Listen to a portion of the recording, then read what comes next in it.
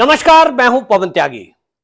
दिल्ली आबकारी नीति घोटाले में अब अरविंद केजरीवाल जी को ईडी ने सम्मन किया है और 2 नवंबर को ईडी के सामने अरविंद केजरीवाल को प्रस्तुत होना होगा। असल में आपको बता दें, मैंने अभी कुछ ही मिनट पहले ही एक वीडियो डाली है और उसमें आपको बताया कि किस तरह से आबकारी घोटाले में सुप्रीम कोर्ट की एक खंडपीठ ने अपने उस फैसले में, जिसमें जमानत याचिका मनीष सिसोदिया की एप्लीकेशन लगाई गई थी और उस एप्लीकेशन में यह कहा जा रहा था कि मनीष सिसोदिया निर्दोष हैं, इनके खिलाफ कोई सबूत नहीं है क्योंकि पैसा तो ईडी को मिला ही नहीं है, और जब अपराध पैसे से जुड़ा हुआ हो तो सबूत के तौर पर यह पैसा अभी तक बरामद नहीं हुआ। और इसको लेकर के आम आदमी पार्टी के अरविंद केजरीवाल, संजय सिंह, आतिशी मारलेना समेत सारे नेता प्रेस कॉन्फ्रेंस कर करके ये कह रहे थे कि सबूत तो कहीं मिला नहीं, पैसे तो मिले नहीं, केस फर्जी है। इन सब के मुंह पर सुप्रीम कोर्ट के जज साहब ने करारा तमाचा लगाते हुए मनीष सिसोदिया की बेल एप्लीकेशन रिजेक्ट करते हुए लिखा कि ईडी सीबीआई की तरफ से जो सबूत प्रस्तुत किए गए हैं वो मामला 338 करोड़ रुपए का बनता है और पैसे के लेन देन के सबूत सामने आए हैं। अब यह मामला बनता है तो इसीलिए बेल एप्लीकेशन रिजेक्ट की जाती है क्योंकि सबूत सामने हैं और जो मनीष सिसोदिया हैं वो क्योंकि पूर्व डिप्टी सीएम हैं,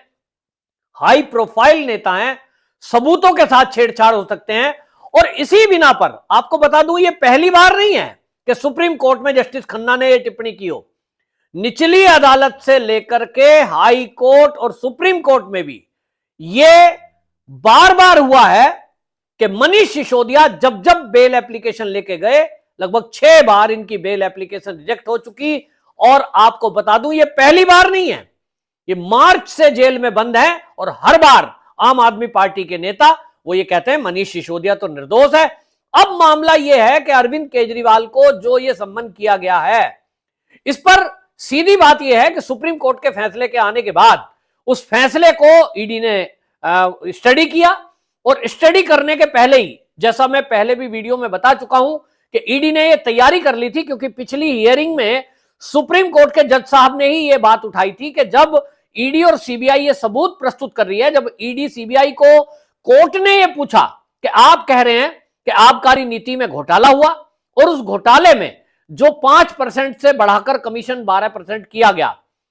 वो जो कमीशन बढ़ाने का फायदा शराब आबकारी नीति वालों को, आबकारी जो व्यापारी है उनको मिला, तो वो पैसा उन्होंने आम आदमी पार्टी के नेताओं को दिया। तो जज ने यह सवाल पूछा था ईडी के वकील से कि आखिरकार वो पैसा गया कहां, उसके सबूत लाइए। उसके सबूत नहीं है तो मनीष सिसोदिया की बेल एप्लीकेशन को हम स्वीकार कर लेंगे। इसी पर जब यह सुनवाई हुई तो ईडी सीबीआई ने सबूत प्रस्तुत किए कि भाई हमारे पास ये सबूत हैं कि पैसा जो है वो पार्टी के फंड में खर्च हुआ है, पार्टी के चुनाव में खर्च हुआ है, और ये इसीलिए पैसा हमें मिला नहीं क्योंकि पार्टी में इन्होंने कई चुनावों में खर्च कर दिया।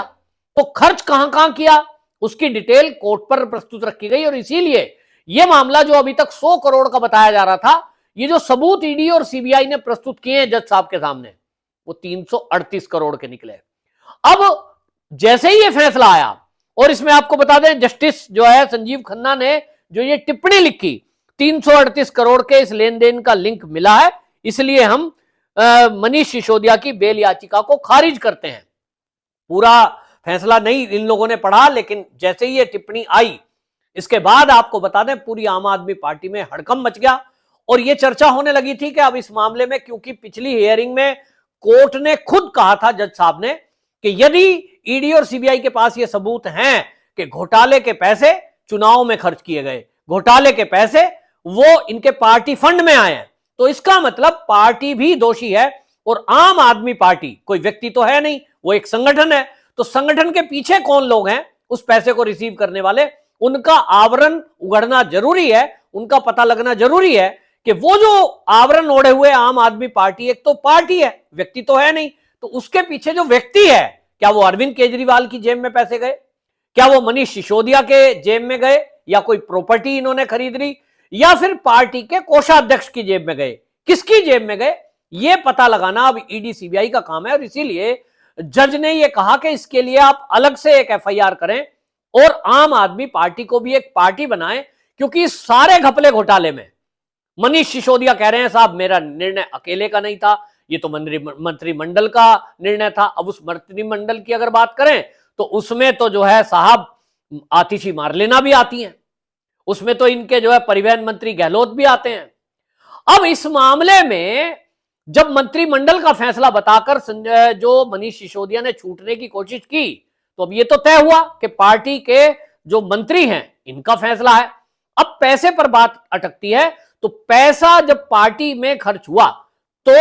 इसके लिए कौन जिम्मेदार है? तो निश्चित रूप से इसके लिए पार्टी का संयोजक जिम्मेदार है, जो कि अरविंद केजरीवाल है। अरविंद केजरीवाल जी ने अभी तक दिल्ली में कोई मंत्रालय नहीं लिया, किसी फाइल पर कोई हस्ताक्षर नहीं है, ज्यादा पढ़े लिखे हैं, बहुत नॉलेज है, पैसे को डील करने की तो नॉलेज है ही है, क्योंकि इनकम टैक्स डिपार्टमेंट में रह चुके हैं भाई, तो उनको वो जो नॉलेज है उसका उन्होंने उपयोग किया और किसी फाइल पर साइन नहीं किए, इसीलिए वो बच रहे थे। लेकिन इस मामले में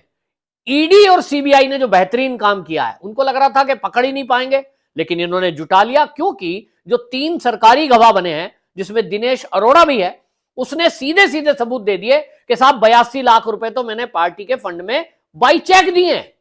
तो वो तो एक बड़ा सबूत हो गया। अब वो सबूत हो गया तो पार्टी, अब जो आम आदमी पार्टी है जिसको लेकर के आतिशी मारलेना इस निर्णय के बाद भी प्रेस कॉन्फ्रेंस कर रही है, और वो ये कह रही है अभी भी प्रेस कॉन्फ्रेंस करके कि ये जो सुप्रीम कोर्ट का निर्णय आया है इसकी हालांकि हम इसकी जो है आदर कर रहे हैं, लेकिन हम इस फैसले के विरुद्ध हैं, ये फैसला ठीक नहीं है। और अभी भी दावा कर रही है कि आम आदमी पार्टी का कोई नेता 1 रुपए के भी भ्रष्टाचार में नहीं है, ना उनके खिलाफ कोई सबूत है। तो इन आम आदमी पार्टी के आतिशी मारलेना सौरभ भारद्वाज, अब सौरभ भारद्वाज ये अरविंद केजरीवाल के जैसे ही संबंध की खबर आई उस पर उन्होंने एएनआई पर इंटरव्यू दिया, और एएनआई पर क्या बोल रहे हैं? खबरों के मुताबिक केंद्र सरकार की ईडी ने दिल्ली के मुख्यमंत्री को सम्मन भेजा है। इससे यह साफ हो जाता है कि केंद्र सरकार का एक ही मकसद है कि किसी तरह आम आदमी पार्टी को खत्म किया जाए। सौरभ भारद्वाज जी, आप जो केंद्र पर यह सवाल उठा रहे हैं, पहली बात तो यह कि वो केंद्र सरकार ने नहीं, ईडी ने सम्मन किया है। नंबर 2, किसके कहने पर? ये सुप्रीम कोर्ट के कहने पर किया है, और सुप्रीम कोर्ट के कहने पर यह हुआ है कि आम आदमी पार्टी को पार्टी बनाया जाए, तो उसके लिए जिम्मेदार कौन है? सौरभ भारद्वाज जी, आप भी आम आदमी पार्टी का हिस्सा हैं। यह भी हो सकता है कि आपको भी कुछ पैसे मिले हों, मैं इसकी तकदीर नहीं करता, लेकिन हो सकता है कि इसका हिस्सा आपको भी मिला हो सकता है इसका हिस्सा आतिशी मारलेना को मिला हो सकता है इसका हिस्सा किस किस को मिला है, ये तो जांच के ही बाद पता लगेगा। लेकिन अभी जांच के लिए अरविंद केजरीवाल को जब सम्मन हुआ है, इसमें पार्टी कैसे खत्म हो रही है? आप ये आरोप लगा रहे हैं कि साहब केंद्र सरकार हमारी पार्टी को खत्म करना चाहते हैं, तो मैं पहले भी इस बात को कह चुका हूं कि अगर मोदी जी को फर्जी केस लगाकर अरविंद केजरीवाल को पकड़ना होता तो इतनी देर लगाने की जरूरत ही क्या थी? हैं? वो जब चाहे सीधा ईडी को कहते, एनआईए को कहते, और कहते भाई एक फर्जी केस लगाओ और इसको राष्ट्र विरोधी धाराओं में जेल में डाल दो, खालिस्तानियों से संबंध सिद्ध कर दो। अगर केस फर्जी लगाने में आए तो काहे इतनी कवायद करेंगे भाई? ईडी, सीबीआई, कोर्ट कचहरी, ये लाओ वो लाओ, कुछ नहीं, एनआईए को कुछ नहीं करना पड़ता। खालिस्तानी समर्थक बताना, कहीं किसी बम ब्लास्ट के दोषी से कांटेक्ट बताना, अगर फर्जी वाड़ा करना है तो सीधा सीधा मोदी जी कर सकते थे। मोदी जी को ये नहीं करना है, करना होता तो मनीष सिसोदिया, सत्येंद्र जैन, ये जो संजय सिंह, इनको क्यों पकड़ते?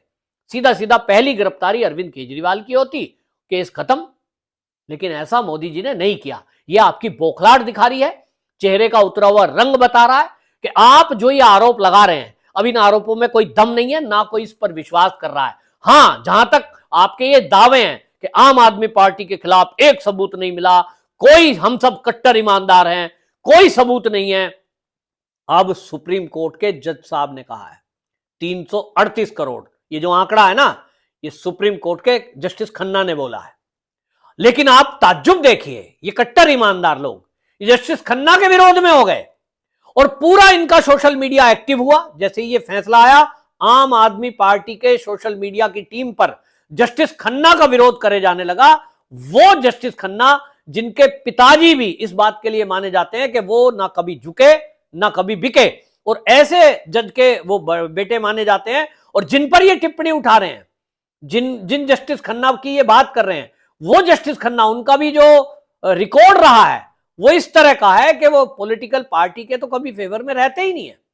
किसकी बात कर रहे हैं? और सुप्रीम कोर्ट पर सवाल उठा रहे हैं। ये वो लोग हैं जो अपने गिरबान में झांकने के बजाय अब ये सुप्रीम कोर्ट को भी इस तरह से मानने लगे जैसे ये मोदी जी के कहने पे ही सब कुछ चल रहा है। तो कुल मिलाकर के ये बौखलाहट दिखाई दे रही है, लेकिन जो सम्मन जारी हुआ है इतना तो पक्का है कि पहले जरूर पूछताछ की जाएगी,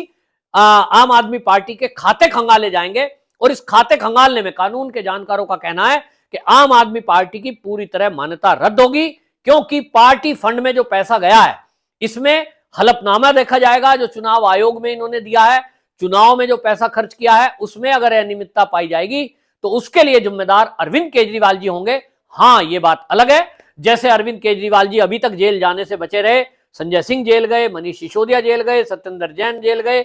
लगता है अब अगला नंबर किसका होगा? अरविंद केजरीवाल जी अपना जो अपराध है अगर इस पर सिद्ध होता है तो अपनी गलती का ठीकरा किसके सिर फोड़ते हैं? वो आतिशी मारलेना होगी या सौरभ भारद्वाज